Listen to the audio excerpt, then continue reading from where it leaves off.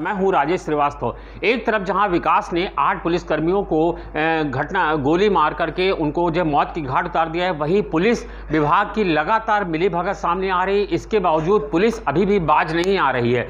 CO Devendra Mishra ने police पर सख्त कार्रवाई की थी, विकास के खिलाफ सख्त कार्रवाई की थी। विकास इसी से उनको खुन्नस खाया था। विकास ने इतनी निर्दयता से उनको मारा था कि पहले जिंदा उनका पैर काटा, बाद में उनके सर पे गोली मारी। इसके बावजूद जब सीओ देवेंद्र मिश्रा की मौत हो गई तो सीओ देवेंद्र मिश्रा ने एक चिट्ठी लिख करके तत्कालीन एसएसपी को जानकारी दी थी और कहा था कि इस एसओ चौबेपुर कार्रवाई नहीं कर रहे हैं, एसओ चौबेपुर विकास का साथ दे रहे हैं, इसी के चलते विकास कभी बड़ी घटना को अंजाम दे सकता है। लेकिन जब तक सीओ देवेंद्र मिश्रा रहे और विकास ने इस घटना को अंजाम नहीं दिया, तब तक इस पत्र को दबाए रखा गया और एसएसपी कानपुर आनंद देव तिवारी और अब के डीआईजी एसटीएफ जो इस मामले की जांच कर रहे थे, वो इस मामले को दबाए हुए थे। उन्होंने एसओ चौबेपुर सहित कई दरोगाओं को प्रोत्साहन दे रखा था, जिसके चलते उन पर कार्रवाई नहीं की गई और विकास के उस पत्र को भी दबाए रखा गया।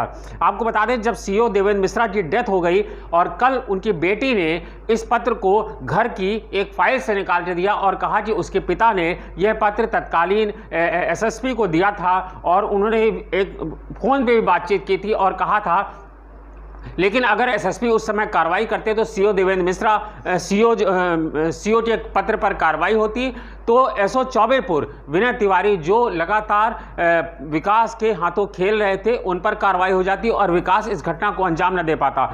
आपको बता दें, हद इस दर्जे की है कि कल जब सीओ देवेंद्र मिश्रा की मौत हो गई और उनकी बेटी ने यह पत्र निकाल करके मीडिया के सामने जारी किया और आज वो पत्र फाइल से गायब हो गया। आज वो पत्र जब फाइल से गायब हुआ तो मुख्यमंत्री ने यहां से दोपहर को आईजी लक्ष्मी सिंह को लखनऊ से भेजा और कहा कि वो इस मामले की जांच करें। एसएसपी आईजी लक्ष्मी सिंह तेज तर्रार अधिकारी हैं, पहुंची, उन्होंने वहां कंप्यूटर खुलवाया, कंप्यूटर खुलवा के देखा गया कि क्या यह पत्र इस कंप्यूटर से जारी हुआ था। उस कंप्यूटर को उन्होंने सीज कर दिया है, उसको लेकर के लखनऊ भिजवाया जा रहा ताकि फॉरेंसिक जांच हो सके। लेकिन आपको बता दें कि एसएसपी आनंद देव तिवारी की मिलीभगत के चलते आज वह पत्र फाइल से गायब हो गया है। 5 घंटे तक सारे कार्यालयों की फाइल खुलवाई गई, लेकिन कल ही वो पत्र यहाँ के थाने में जमा कराया गया था, आज वो पत्र गायब है। इस दर्जे से, अव्वल दर्जे से की लापरवाही से आप लोग ये समझ सकते हैं कि किस तरह से अभी भी कानपुर की पुलिस विकास को बचाने का प्रयास कर रही है। कानपुर की पुलिस के दार दामन पे लगातार दाग लग रहे हैं और अब इसी के चलते मुख्यमंत्री ने एक सख्त कदम उठाया है और एसएसपी आनंद देव तिवारी, तत्कालीन एसएसपी कानपुर और अब के डीआईजी एसटीएफ आनंद देव तिवारी पर कार्रवाई की गई है और उनका पीटीएस मुरादाबाद पीएसी में तबादला कर दिया गया है। आपको बता दें, कल आज सुबह ही सीओ देवेंद्र मिश्रा के भाई कमलकांत मिश्रा ने सवाल उठाया था। उन्होंने कहा था कि जब उन्हीं के चलते हमारे भाई की मौत हो गई है, 8 पुलिसकर्मी शहीद हुए हैं, फिर पुलिस ने और प्रशासन ने कैसे उन्हें ही इस मामले की जांच सौंप दी है। उनके सवाल उठाने जाने के बाद प्रशासन में चर्चा आम हो गई थी कि शायद अब आनंद देव तिवारी पर कार्रवाई हो और अब देर रात मुख्यमंत्री ने आनंद देव तिवारी का तबादला अब से कुछ देर पहले, चंद मिनटों पहले उन्होंने पीएसी मुरादाबाद को कर दिया है। आनंद देव तिवारी हालांकि तेज तर्रार अधिकारी हैं, उन्हें पीएसी मुरादाबाद करके साइडलाइन किया गया है और यहां पर आईजी लक्ष्मी सिंह को भेजा गया है जांच करने के लिए। इसके अलावा आपको बता दें कि लखनऊ से भी कुछ ट्रांसफ़र किए गए हैं, 4 अधिकारियों का तबादला किया गया है और जिनको भेजा गया है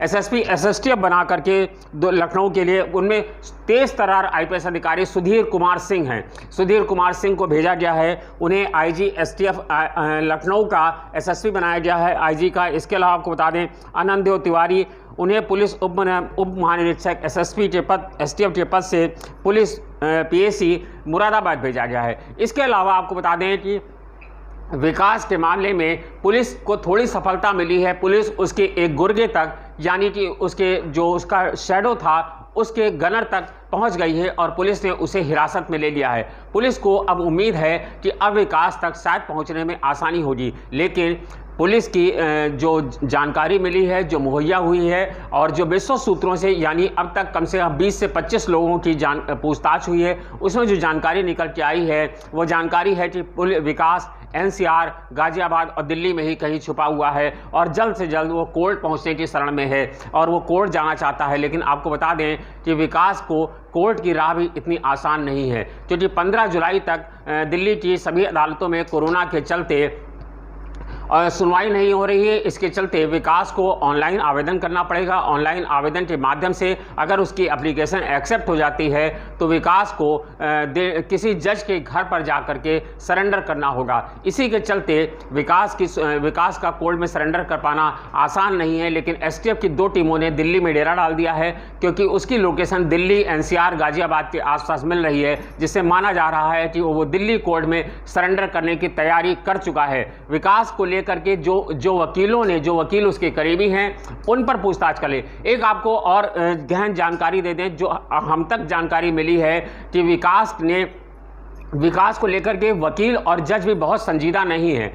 हालांकि ये जानकारी गुप्त रखी गई थी, लेकिन पिछली बार जब विकास ने राज्यमंत्री की हत्या की थी तो राज्यमंत्री की हत्या के मामले में जब विकास ने कोर्ट में सरेंडर किया था और तो जिस वकील ने उनकी पैरवी की थी और जिस जज ने उनका फैसला दिया था, जज पर तो आरोप नहीं लग रहे हैं, लेकिन कहा जा रहा है जिस वकील ने उनकी पैरवी की थी और उनको कोर्ट तक ले गया था, छुड़वाया था, बाद में उन्होंने उसी वकील को धमका करके अपनी फीस तक वापस ले लिया था। इसके चलते इस बार वकील उनके साथ कितना खड़े होंगे, न्यायालय के उनके साथ कितना खड़ा होगा, यह भी देखने वाली बात होगी। लेकिन विकास अभी तक, हालांकि 4 दिन हो गए हैं और 5वां दिन शुरू हो चुका है, लेकिन विकास अभी भी पुलिस के बहुत से दूर है। लेकिन अब मुख्यमंत्री की कल ही सरिता प्रभा ने बताया था कि मुख्यमंत्री किसी बड़ी कार्रवाई के मूड में हैं और आज आनंद देव डीआईजी एसटीएफ 5 दिन से इसकी जांच कर रहे थे और जब लग रहा था कि वो इस मामले में किसी करीब पहुंचने वाले हैं, किसी मुकाम तक पहुंचने वाले हैं, तो डीआईजी एसटीएफ की छुट्टी कर दी गई है,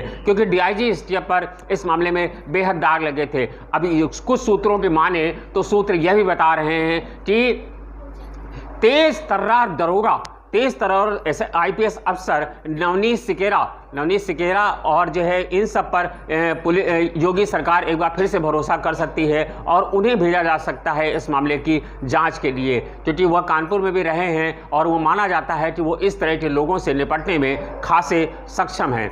धन्यवाद, शुक्रिया।